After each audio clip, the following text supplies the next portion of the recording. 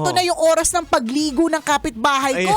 Mamboboso na ako. Sinong gustong pumunta ng langit? Sino pong gustong mauna? Alam niyo po yung nag-trending? Tinanong si Alexa, Alexa, anong mangyayari sa Pilipinas ng April 22? On April 22, 2025, the Philippines will be hit by a magnitude 8.5 earthquake. May mga talagang naniwala dito ha. May mga pamilyang nagsabi na magsama-sama tayo.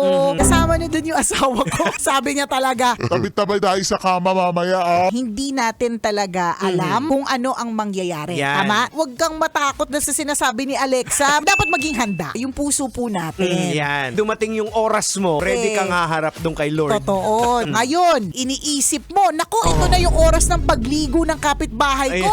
Mamboboso na ako. Papaano kung rapture na? End of the world na. Ang huli mong ginawa, naninilip ka ng kapitbahay. O biglang inatake ka sa puso. Ayan na nga. Namatay Tama. ka, haharap Correct. ka doon. Ano ang huli mong ginawa nung ikaw ay nabubuhay pa, iho? May binutas po akong pader. Sumili po ako dun sa butas. Siguro baka hindi ka napipila doon.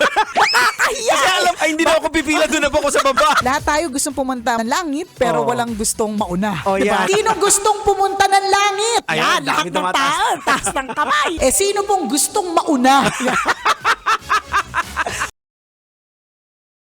Wow! Enjoy na enjoy sa mga videos namin. Nako, Marami pa niyan dito, kabisyo. Kaya para mas feel good ka, I-like mo na ang video na to. At mag-subscribe na sa aming YouTube channel. Don't forget to click the notification bell Para lagi kang updated sa amin.